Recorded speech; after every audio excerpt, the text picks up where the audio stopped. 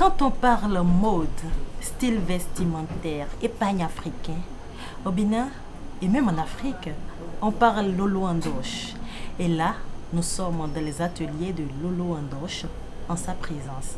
Bonjour Monsieur Amoussou. Bonjour, madame. Alors, pourquoi avoir choisi Lolo Andoche comme marque? Alors, Lolo Andoche, c'est sorti de mon nom. Je m'appelle Amoussou Charlemagne Andoche. Alors, Lolo est sorti de Charlemagne, Charlot, Lolo. Donc, après, j'ai réuni les deux, qui a donné le nom de la marque Lolo Andoche. Parlez-nous de vos débuts dans la couture. D'où vous est venue l'inspiration pour la couture? La mode, je crois que j'ai commencé la mode beaucoup plus jeune. Déjà, sur les bancs, je dessinais. Je dessinais tout ce que je vais porter pour aller à l'église les dimanches, que je faisais faire chez mon couturier dans le temps. Et par la suite, j'ai décidé de faire la mode dans les années 90, au moment de l'année blanche, parce que j'avais les dessins que je faisais. Et celui qui réussissait tout ce que je faisais comme dessin, j'ai décidé d'aller apprendre ce métier chez lui, ce que j'ai fait pendant 3 ans. Et donc j'ai fini en 93. Et en 93, j'ai lancé la marque Lolo Andoche. Aujourd'hui, Lolo Andoche s'étend au-delà des frontières du Bénin. Alors, comment êtes-vous arrivé là? Alors, je travaille avec plusieurs types de tissus, mais toujours est-il que nous apportons toujours une touche africaine qui fait valoir l'art africain. Vous savez, en Afrique, l'art est tellement développé, l'art est tellement grand, il y a tellement d'inspiration, d'accord? On a tellement de culture en Afrique que c'est à l'indéfini. Du coup, nous travaillons toujours avec des idées venant de l'inspiration africaine, purement africaine, sur chaque chose que nous faisons. Alors, bien que ce soit parfois sur des tissus unis, du lin ou autre tissu ou du coton, vous avez toujours une marque africaine qui ressort là-dessus. Mais dites-moi, est-ce que le Bénin a un style? Parce que dans les prêt-à-porter, chez les couturiers, même à la télé, on voit que le Bénin se laisse dominer presque par le style nigérien. Est-ce que le Bénin a son propre style? Eh bien sûr, le Bénin a son style. Et d'ailleurs, c'est ce que nous avons essayé de faire connaître, de faire voir depuis 93.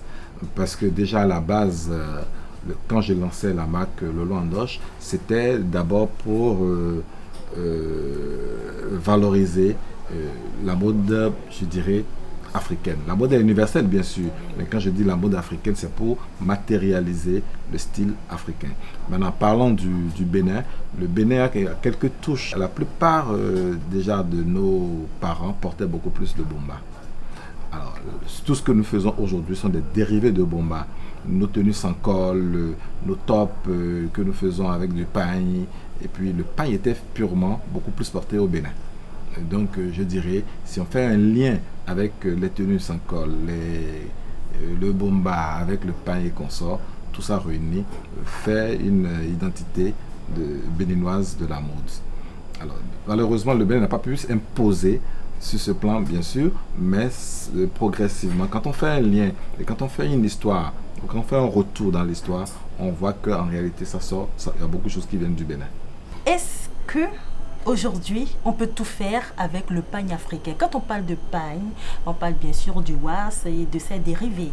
Mais le pagne africain peut-il tout faire, même les prêt-à-porter, les tissus français et tout? Si vous remarquez bien, aujourd'hui, vous allez dans les boutiques Lolo Andoche, vous avez 90% de nos tenues sont dans du tissu africain.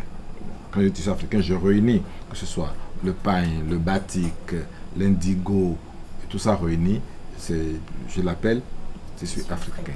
Puisque c'est des tissus qui ne sont pas utilisés par les Occidentaux pour faire du prêt-à-porter.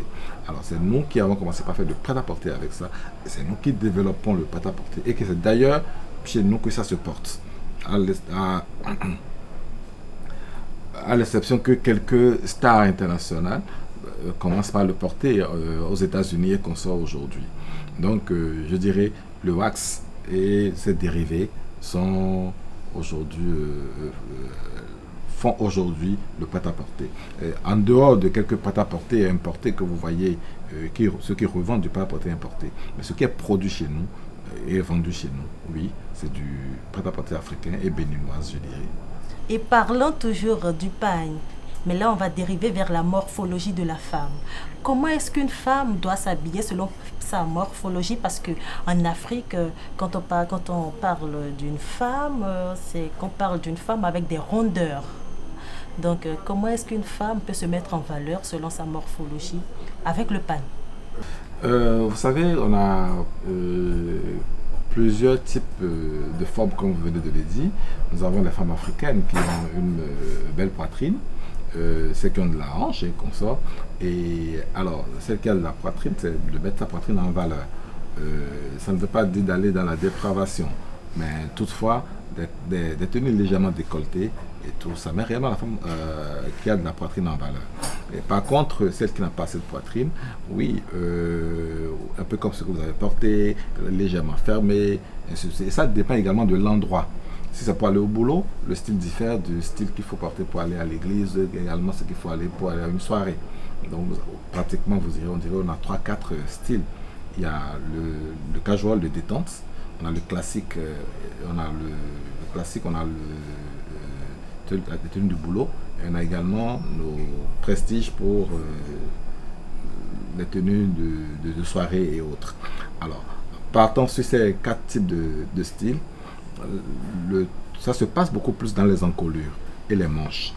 Ouais. Je ne peux pas être courte de taille, et porter par exemple une robe 3 quarts. Par contre, si elle met une robe légèrement courte, on voit de la taille en partant de sa jambe.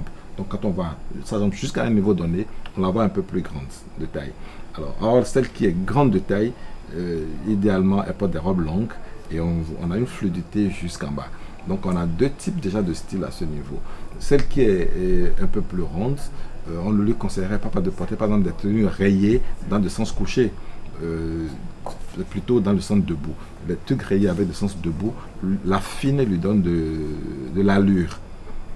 Donc il y a tous ces détails là qu'il faut en tenir compte. Alors du coup, nos clientes dès qu'elles viennent, oui, ce n'est pas ce qui est vu dans un catalogue ou ce qui est vu en ville, ce qu'on a vu X à porter, qui va forcément avec Y. Mais c'est forcément en lui donnant des conseils, en les orientant, on arrive à trouver le juste milieu de ce qu'il faut pour aller avec l'allure de cette femme. Et est-ce que le choix du pagne dépend aussi de la couleur de la peau? Évidemment, le choix de la couleur du tissu dépend de la couleur de la peau de la femme et je dirais de tout être humain. Alors on ne peut pas aller dans tous les détails puisque nous n'avons pas assez de temps, mais c'est pour dire également que ça dépend également de l'occasion. Si c'est pour une soirée, voilà, puis je suis de teint, la femme est de teint clair, idéalement c'est qu'elle porte dans du sombre, dans du noir.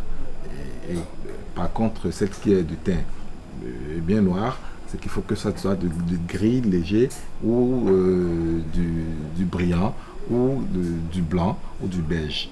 Et du coup, on retrouve... Ou du rouge. Ça rassure la personne d'ailleurs de porter une couleur qui est éclatante, qui la fait remarquer. Et dans vos ateliers, vous embauchez les couturiers déjà expérimentés ou vous enseignez la couture, si je peux le dire ici? Nous avons plusieurs types d'employés. Et déjà, vous savez, à un niveau donné, forcément, il faut pas repartir totalement en arrière. Donc, nous avons des gens déjà expérimentés qui travaillent à des postes donnés. Maintenant, il y a des postes où on forme des gens pour préparer la relève. Donc, quand je dis on forme, ce ne sont pas forcément des apprenants de zéro, non, mais c'est des gens qui ont déjà un niveau donné dans le métier que nous recrutons, mais que nous prenons 3 mois pour reformer davantage, pour avoir de la main. Okay? Et puis, il y a plusieurs types maintenant de métiers dans le métier. Il y a le stylisme, il y a le modélisme, il y a la couture, il y a toutes ces variantes, il y a les petites mains. Donc, ça dépend de la compétence de la personne afin qu'on puisse savoir exactement où le positionner ou selon le besoin. Est-ce qu'il y a une différence entre styliste, modéliste, créateur ou c'est un tout en un? Effectivement, le couturier, oui, c'est celui qui fait un peu de tout. Mais on fait beaucoup d'abus de langage en appelant tout le monde styliste, modéliste, haute couture, tout ce qu'on voit écrit sur les plaques. Déjà, le styliste, c'est celui-là qui fait le croquis, qui dessine et qui fait les dessins techniques. C'est-à-dire qu'en dehors du dessin de croquis que vous voyez, il y a des dessins techniques qui définissent chaque type de panneau de la tenue. Si la manche est coupée en ovale, en biais et tout ça, le styliste détermine tout ça et prépare un dossier pour le modéliste. Le modéliste, c'est celui-là qui trace les patrons, qui prépare le patronage, qui fait le modèle. C'est-à-dire que c'est comme le styliste est déjà un peu comme l'architecte qui a dessiné le plan.